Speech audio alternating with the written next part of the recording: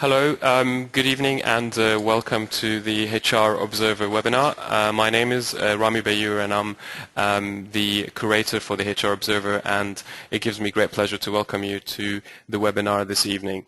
I will run quickly through some items for today's webinar before I hand over to our presenters.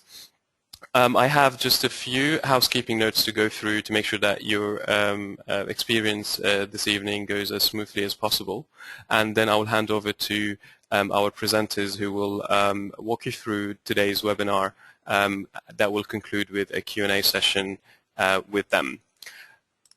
For those of you who have joined us for the first time today, just want to quickly share with you an introduction to the HR Observer and what it's about. It's an initiative that we have launched here at IR Middle East in October last year for it to basically be a content platform for the HR professionals in the Middle East to exchange insights, as well as engage in some networking both online and offline. The initiative features a blog that you can visit at thehrobserver.com, as well as a LinkedIn group and some other social media feeds. We also have the online webinars that you are joining, one of which today, as well as some offline activities that encourage networking between sort of the region's HR professionals. So if you are in the UAE or in neighboring countries and interested in joining any of those activities, please make sure that you go to thehrobserver.com and join our newsletter, which will announce any upcoming webinars or networking functions. Today's webinar will start with very soon. You have a question box in your webinar application. If you have any questions throughout the webinar, please type the question into the question box. And at the end of the webinar, our presenter will gladly answer these questions. If there are any unanswered questions that we did not have the time to answer today, we will endeavor to put the answers to onto our blog. We obviously will share the link with the attendees. Another thing that you need to be made aware of is that all the slides being used today by our presenters, as well as the recording of the webinar, will be made available offline for you to view at a later stage. The links to view the webinar as well as download the slides will be sent to you in an email hopefully tomorrow. After you finish the webinar this evening, there will be a survey that will pop up onto your internet browser. Please make sure that you fill that questionnaire. That will help us obviously evaluate your experience with us this evening. And with that, it gives me great pleasure now to introduce you to today's presenters. Today's webinar is being hosted in collaboration with LinkedIn Middle East, and I will now hand over to Pascal Komati, who's the marketing manager for LinkedIn in the region.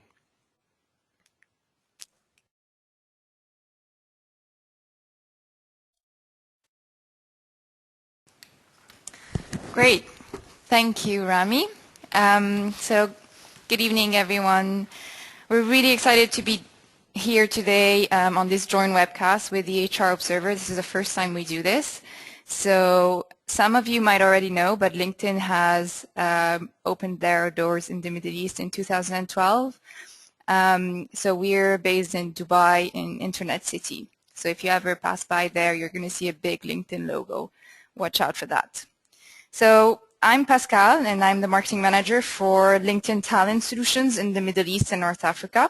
And during this 45 minutes approximately, myself and Ala, who's with me as well, who's a branding and media consultant at LinkedIn, we're going to walk you through like 5 steps that are really going to help you craft your employer brand.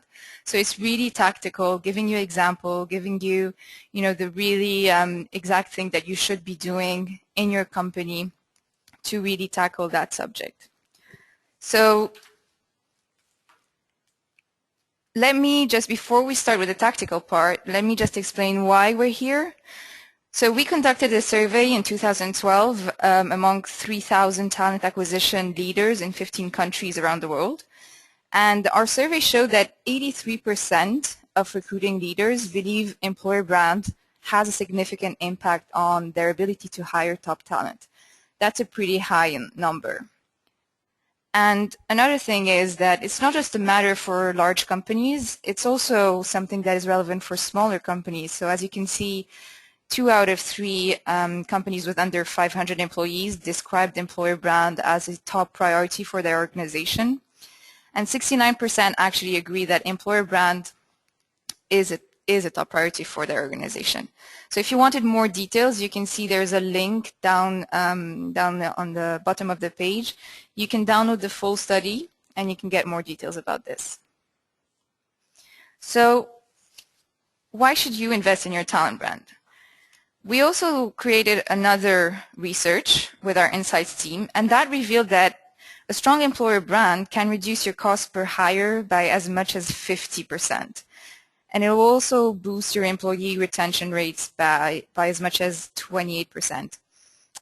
And obviously, it will influence the conversation with your candidates. So if you engage with them through your brand, you'll see that your probability to attract new talent is going to be higher. And even though the economy hasn't been stable for a while, we're still seeing that 91% of companies have increased or they're maintaining their talent brand investment in 2012. That's the same for 2013. So today you're going to hear me talk a lot about talent brand. Why are we talking about talent brand and not employer brand? The difference is basically employer brand has been around for ages. We all know what it is. You know, it's your company crafting and putting together an employer brand and distributing it to the marketplace. But during the last few years, with the internet and social networks, we've seen that your reputation as a place to work is based on so much more than what you say about it. So we started using this term talent brand at LinkedIn because we think it better reflects the fact that your reputation now incorporates your talent, the past talent, the present, and the future employees that you might have. And it's all about what they think and what they say and share about your company outside of your workplace. So it's like employer brand on social steroids. Think of it like that.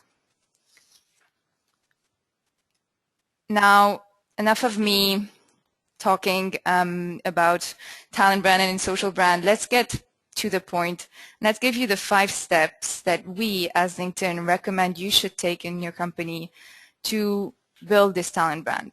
First of all, getting buy-in. Second of all, listening and learning. Third step is crafting your approach. Fourth step is promoting and engaging. And then step 5, measuring and adjusting.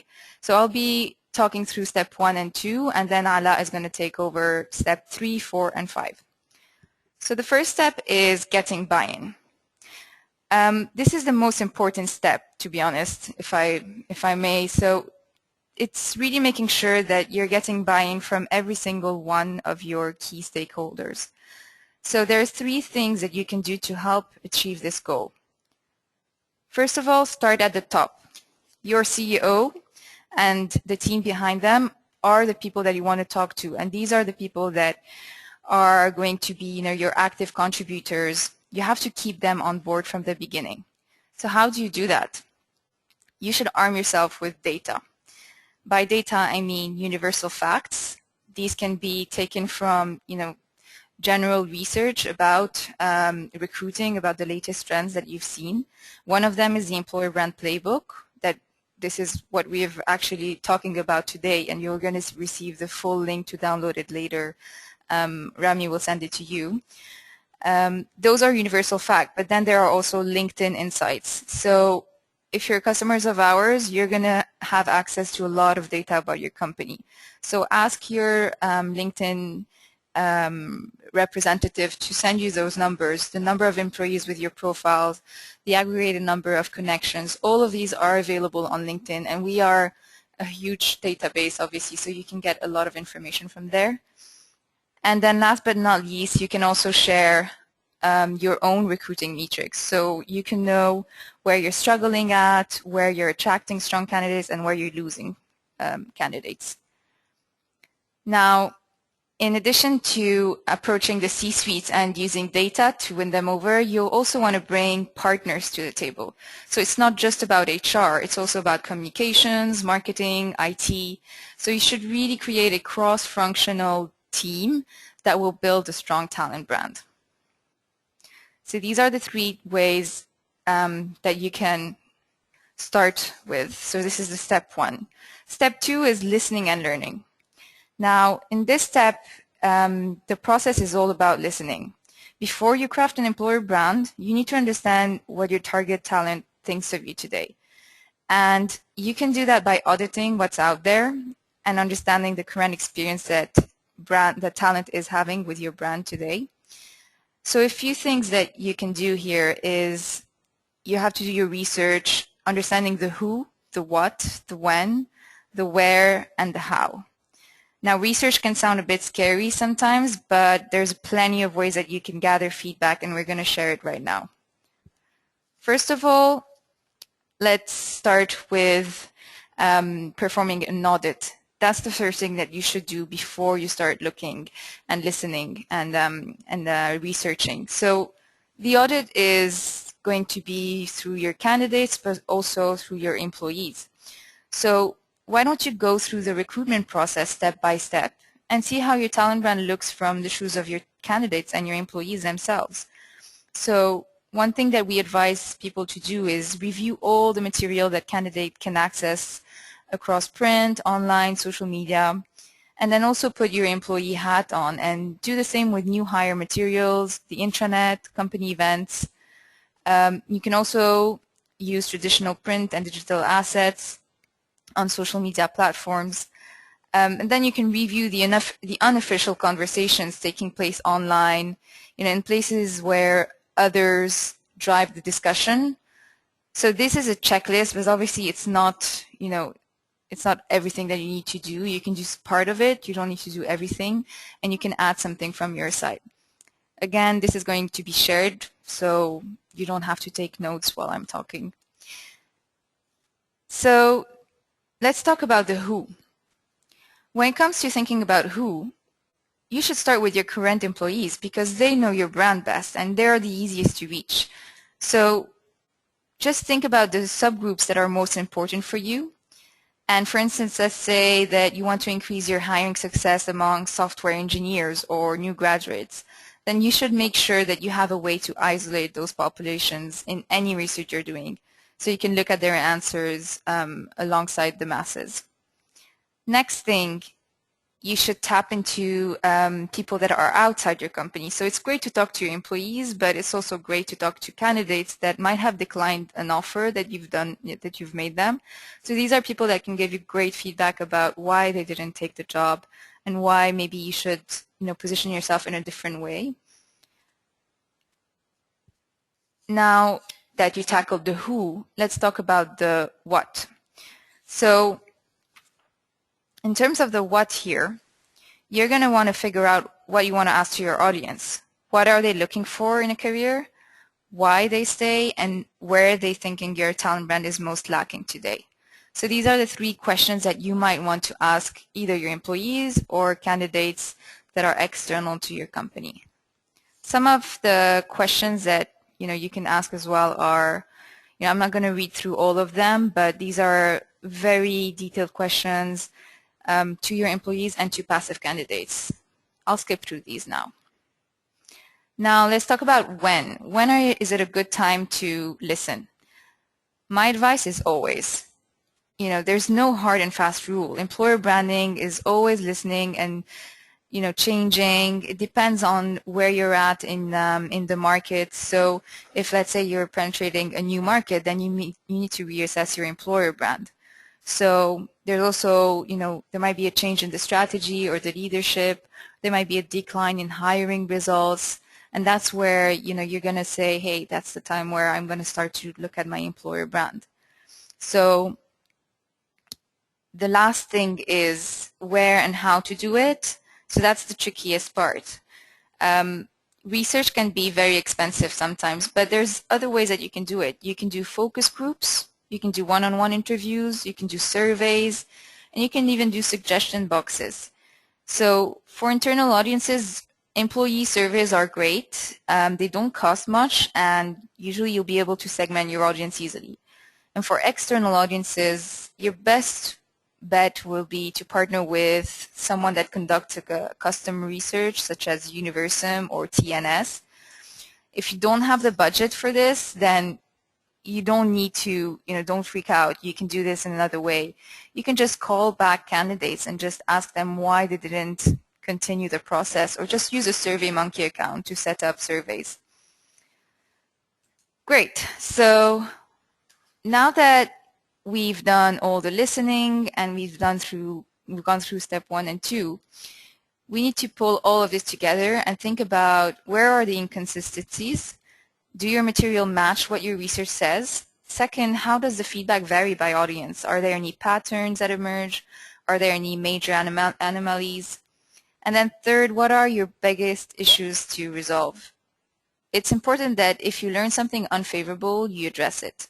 By fixing, it's not just changing your career site picture or just changing your tagline. You will probably need to understand the root that caused that issue and figure out how to tackle the reality. And just an example for that is JP Morgan. I'm sure everybody is familiar with that brand. So JP Morgan had an issue to keep their employee engaged in such a connected world. And so they did an annual survey, and they asked their employees why they wanted to stay and what are the things that they need to do to keep their employees and to retain them. And the answer was mobility and development opportunities. So what they did is they launched an extensive internal mobility program. And in 10 months, they saw that their internal hire rate rose by 5%. They filled in like 75,000 positions a year. And they were ranking #1 in Europe and #2 in the US in best place to work for internal mobility ranking. So pretty much very, very good results from that. And I think they're still continuing with that strategy. Great. So I've done my talking. It's now time for Ala, our media solutions consultant, to talk you through step 3, 4, and 5. So I am going to give it to Ala.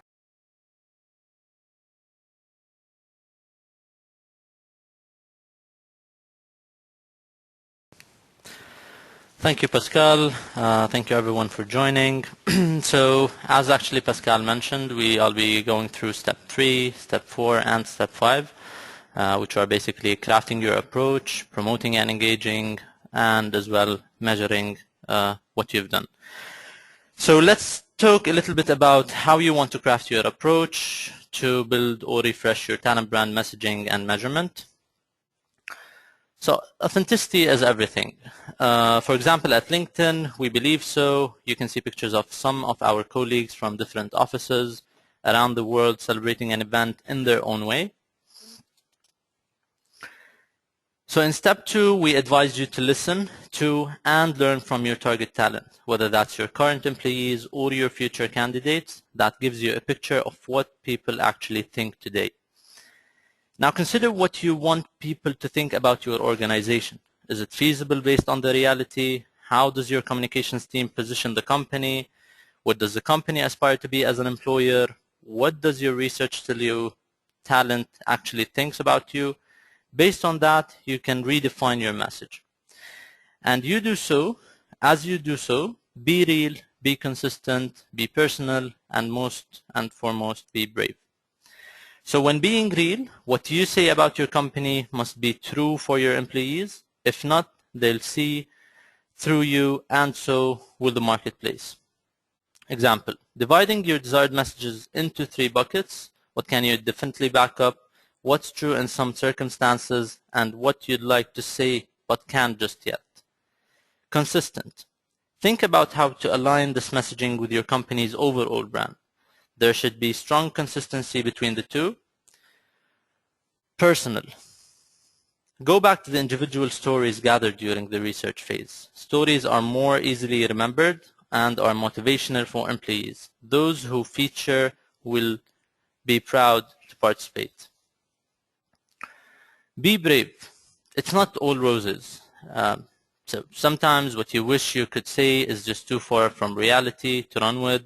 If you want to claim a message that you just can't say yet, identify a related one that's still attracting or attractive basically, but can be delivered without eye rolling. Brainstorm options with your marketing and communications team and get up with some message. Then it's important to define success at the outset and establish the baseline against which you will measure progress. Measuring your talent brand is extremely difficult, but if you don't measure it, you can't manage it. And it'll be harder for your senior leaders to really have confidence that your efforts are paying off.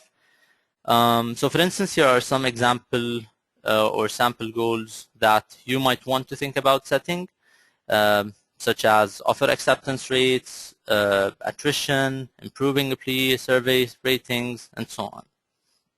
The last sample, in fact, goal is the Talent Brand Index, which is a free resource we rolled out 2 years back to help our clients measure how well they're reaching and engaging professionals with their talent brand. It will allow companies to benchmark engagement of talent relative to their peers and also compare your talent brand across different geographies, functions, and industries. We'll give you a few more details on it later in the presentation. So moving into step 4, which is promoting and engaging. You've got buy-in, you've done your homework on your audience, and you've crafted an approach. We'll take you through a tour of how to promote your talent brand and engage your target audiences. We'll talk primarily about LinkedIn for particular, but a lot of the advice is actually applicable to any platform you might use to get the word out. We don't have a lot of time, so we'll move quite quickly. Don't worry, you'll have access to the playbook, as Pascal mentioned previously. So whether you share posts, you tag, you tweet, you like, you pin, or whatever actually social platform you're using, it's important to promote and protect your talent brand. So these are 8 golden rules for promoting and eventually protecting your talent brand. First of all is to look in the mirror. Make sure that what you do and don't do is what you'd like employees to emulate. This is really important. Empower your employees. Lay out the goals and show them a clear, easy path to action. Inform your leadership. Use data to gain support, ease concerns, and help explain your choice of platforms. Target your messages. The more relevant your message is to a particular audience, the greater the impact will be, definitely. Make your culture shine. It's never just about jobs. Focus on your people, their stories, their success stories eventually, their emotions, what has been going with them. Go viral. For amplified results, find creative ways to get more people talking about your company's great culture. Whatever actually makes you as a great company to work for should go viral and people should know about it. Be visual.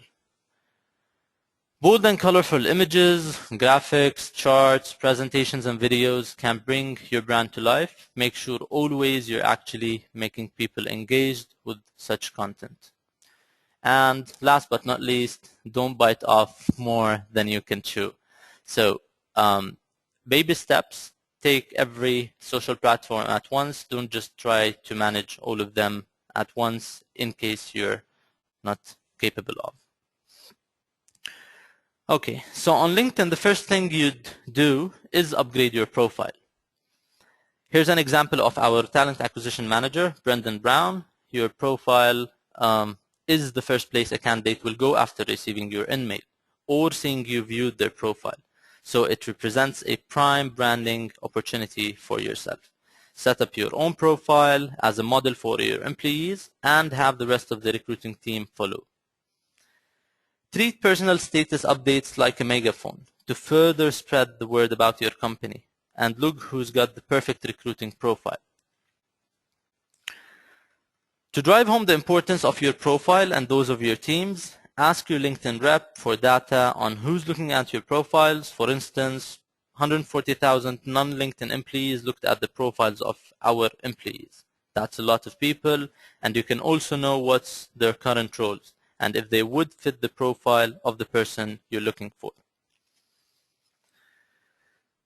And of course, it's not just your profile that the world is looking at. It's your entire employee base.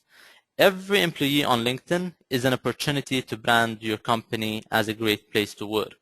And that can be done at any budget. I'll be sharing an example here about Dell. Everyone, I believe, is aware of Dell. So here we have Brent Amundsen. His biggest challenge was the size and distribution of their organization. So him and his team needed to create a structured program to succeed. So they established a certification process, like a social media and communication certificate, to help employees talk about the Dell brand. The key program features for that specific brand were basically a kick-off class introducing 5 top social media trends and principles, strategy courses on individual platforms featuring interactive case studies and scenario-specific tips, centralized storage of training materials and dedicated forum for questions and feedback so people can get back to at any point, as well as sponsored regional launches around the world in which employees learn from external experts. Why it worked? So the question was definitely, will it work or not? So it did. And the reason for this is simple. Training was optional, but those who registered had to stay the course. Also, the strong executive support helped raise the program's profile. Since July 2010, Dell actually had more than 5,000 employees trained on this certificate. So next, you're going to come up with job descriptions that work for both passive and active candidates.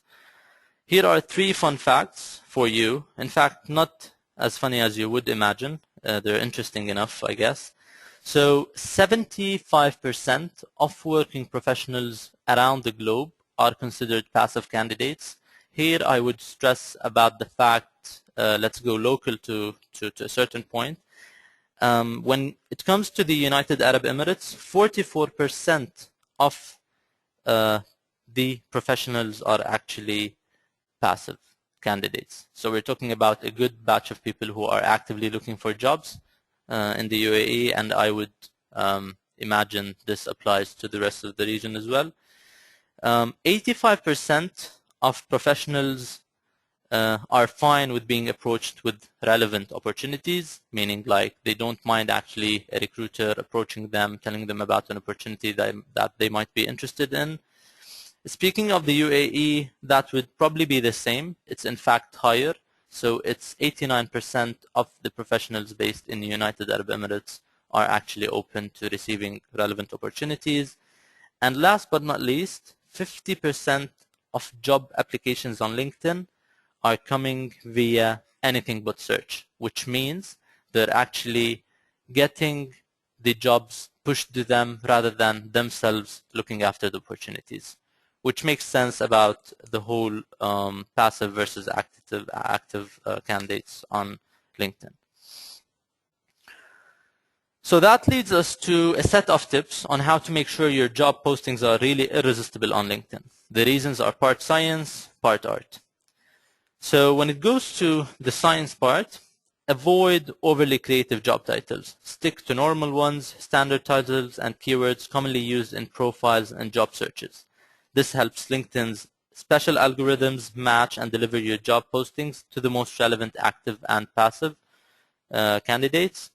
Tie the job to your LinkedIn company page. That helps you actually, or helps the candidates basically easily learn about what you as an employer are. Give high priority positions extra sort of highlighting. You can use now sponsored jobs on LinkedIn to showcase high positions or key positions. Say for instance you're having actually mass recruitment for certain positions, you have an urgent post that you need to fill. There are some positions definitely that are hard to fill in the first place. So sponsored job is a very useful and tactical way to push the job postings to people. It's simple. It's only a bidding sort of platform that you bid the amount you want to pay whenever someone clicks on your job. On the art side, use your job post as a talent brand vehicle. Share the things that make your company a great place to work, specifics like annual chili cook-off sort of, where actually employees are going to, what kind of promotions you're giving, how did it affect this, and make sure to paint sort of a vivid picture that's just saying, okay, we're a fun culture, we're a really cool place to work for, so on. Showcase the position's impact. So passive candidates are 120% almost more likely to want to make an impact. Your job on LinkedIn will be seen by passive candidates, so get them excited about the potential of the role and how would it impact the overall bottom line of the organization. Last but not least, try a conversational tone, which means marketing is usually more effective when you write like you would speak to your audience. Simple, direct, and friendly. So spicing up your company pages. Well, over 100 million professionals come to LinkedIn every month. So an official presence on LinkedIn is critical. Make sure your company page reflects your overall brand and provides a unified and consistent experience for your audience. LinkedIn company pages are now optimized for mobile devices, which is important since over 40% of LinkedIn's unique monthly visitors are coming through mobile apps. So here's an interesting fact. 71% of company followers on LinkedIn are interested in career opportunities at companies they follow. Followers of clients with a career page are 2 times more likely to respond to a recruiter in mail than non-followers. That makes targeted status updates a great way for interested professionals to engage with your talent brand. This is something that's free to every company on LinkedIn, by the way. So as long as you have a company page, you can attract followers, address certain messages to them. Targeted, of course, you can see on the screen the targeting options that we're providing. So you can target people by industry, function, seniority, and geography. Speaking of this, now there's an option as well to reach out to people beyond your followers base, which means as by default, you're actually able to target people who are following your company, but now you can tap into the wider audience in which you can target people beyond your follower base. You can target them by company name, by job title, by school, by group membership, gender, and age. So that's very specific. You can actually easily get to people that you are interested to be in contact with. So here are 3 tips sort of for using the targeted status updates as well as sponsored status updates on LinkedIn. Mix it up. So don't by any chance bombard your followers with links to job openings. Share relevant news stories, share company news, industry insights, share career opportunities. Make sure to feature your employees as featured employees. Probably employee interviews for your from your own blog would be a good idea. So make sure to have a mixture of company news, career as well news and talent resourcing stuff, as well as industry insights. Have a plan. So before you actually start doing so, just sort of do a plan for you, sketch it out, and plan in advance what will the dialogue be like with the people and how often will it be. So to start with, probably 1 to 2 status updates a week would do the job. Stay on brand. So remember the messaging you're trying to get across and think about how to incorporate it to your updates. That's really important. So everything should be relevant to whoever actually you're communicating with. In addition to your company page, you have the option to add a career page on LinkedIn. So as you can see, we're actually showing an example of Aramex. Aramex is the leading logistics company in the Middle East. It can then become, referring to the career page, of course, the central hub for your talent brand activity on LinkedIn. You can show your employee value proposition. You can show your culture. You can show everything that relates to your talent brand in specific and to your employer brand as well on the specific page. At the top of every career page, you'll see a section showing who in your network is at the company, which is a great icebreaker for visitors. You can also see any jobs posted on LinkedIn on the right-hand side as well. We can see here Adamex is using videos, is using banners. They're actually as well sharing some employee testimonials to showcase their culture and what it means to work for them. So think visually, think digitally, think video, think customized. That all relates to what we have been speaking about previously, is making things more interactive would drive more traffic, would drive more interest for people to follow your company. The number one activity, as everyone should probably sort of agree on, is checking others people's profiles on LinkedIn. So it's a social networking website. Everyone wants to connect with other people, check others' interests, check what they're actually up to. So that's why more companies are taking advantage of this traffic to promote career opportunities through something we call Work With Us ads. So we've highlighted here, in fact, the advertising space. The Work With Us will allow you basically to lock down or to block the ad space in the top right corner of every employee's LinkedIn profile. So you can't actually control your employees' profiles, but you can own the advertising space on that profile. Click-through rates on these ads are typically 20 times more than the industry average. In most cases, there's no creative actually required from your end. We can provide you with something similar to what we're featuring on the slide.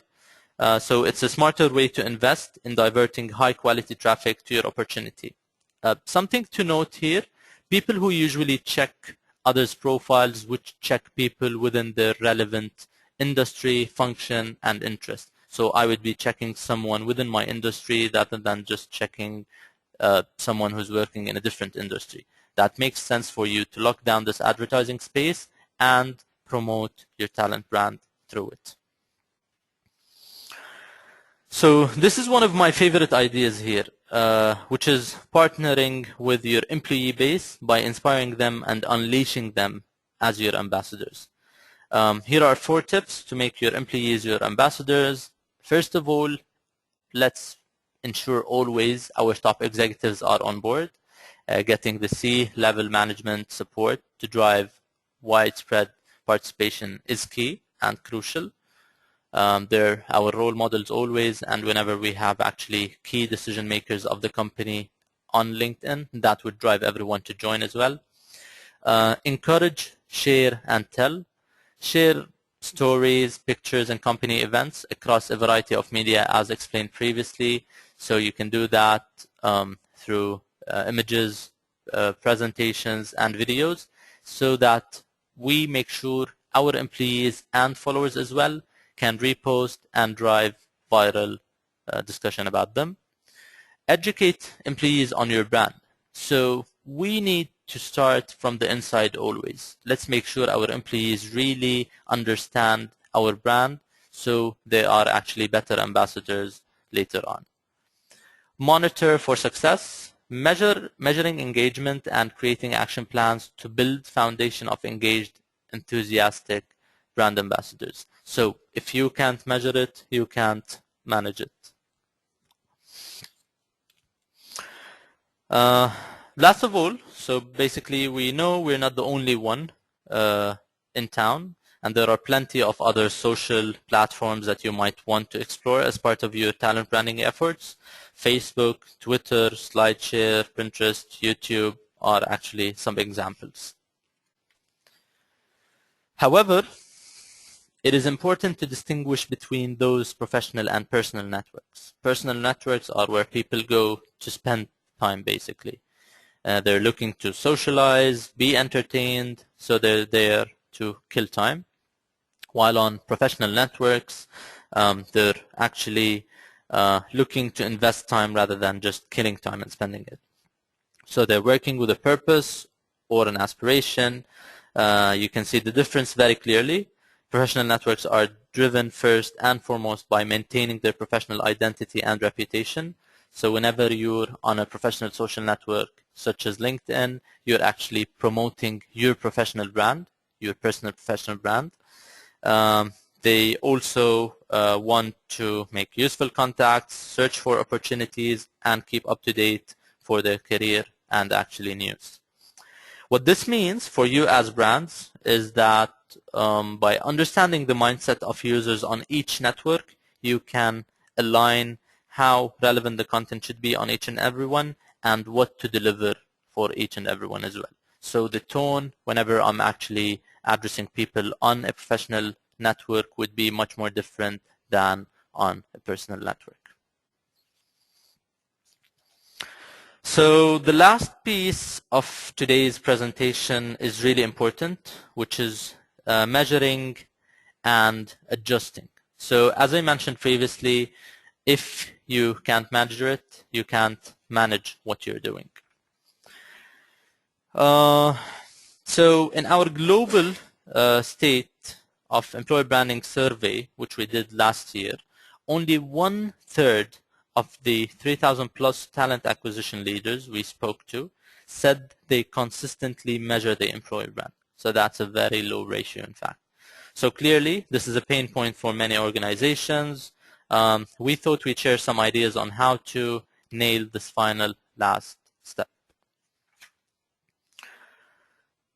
We talked earlier about the importance of defining upfront how you'll measure the success of your employer branding efforts. You can look at in-house metrics, like how is the offer acceptance rate like, how is the employee retention, and make sure as well to do some internal surveys across employees to see how are they perceiving the brand from the inside.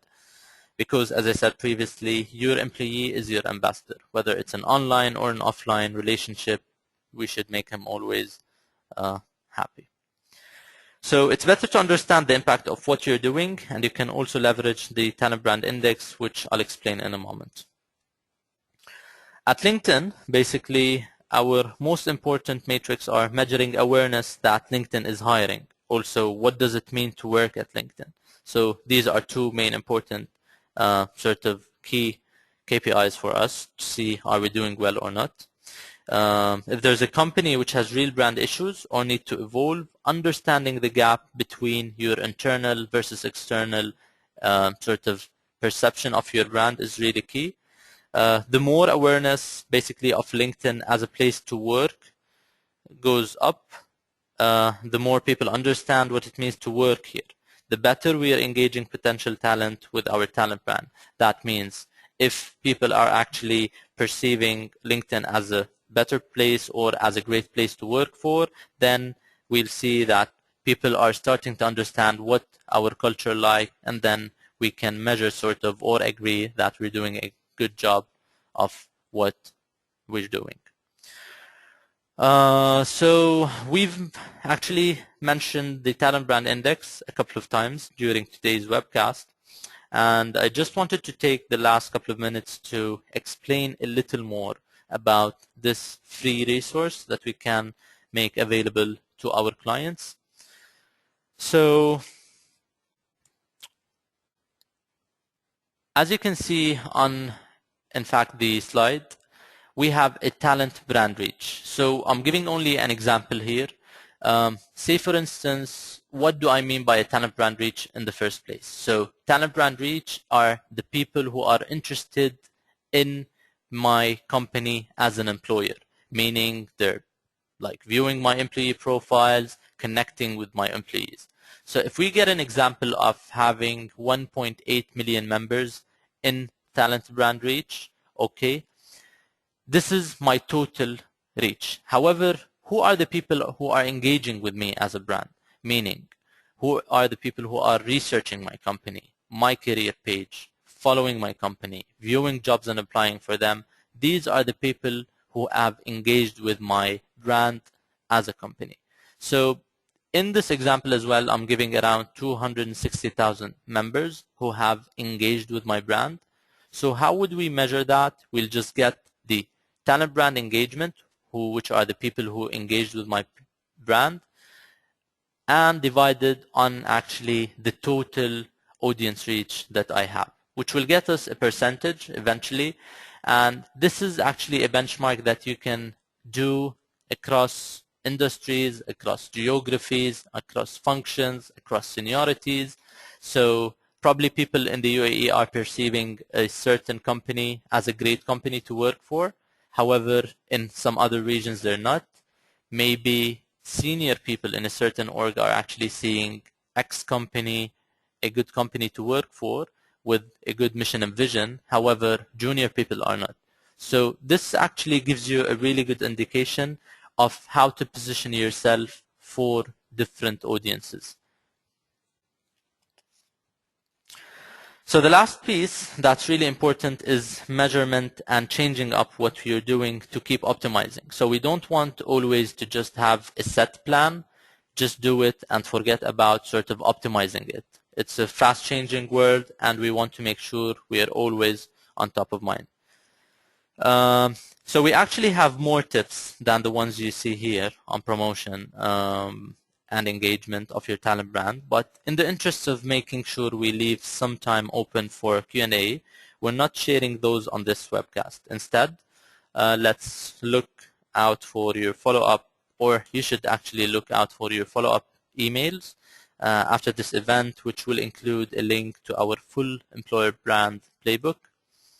Pascal, do you have any questions for us from the audience? Okay, so some people are actually asking, how can I get my talent brand index? So as we mentioned previously through our presentation, a talent brand index is a free service that LinkedIn is providing for their clients.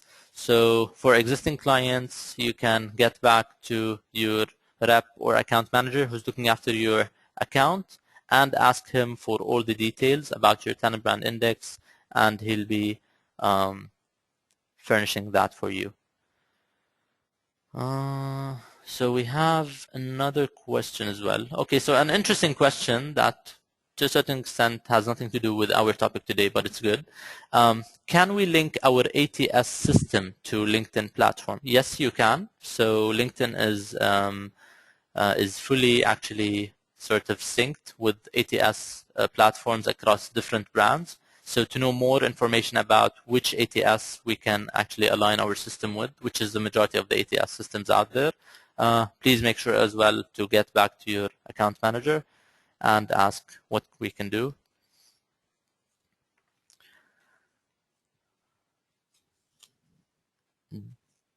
So we have another one. Where to download the playbook? Okay, so great. So after this webcast, an email will be sent to you guys, so you check all your emails and inboxes.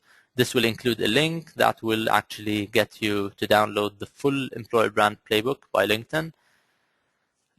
It's a really interesting one. It has more information, more details, and more tips and helpful insights about how to maximize your employer brand and talent brand. So you better download that, guys. And do we have anything? Okay, so we're done, I guess. Thank you guys for your listening. Thanks for HR as well, our partner for today. I guess it was an enriching experience for all of us. Thank you, guys.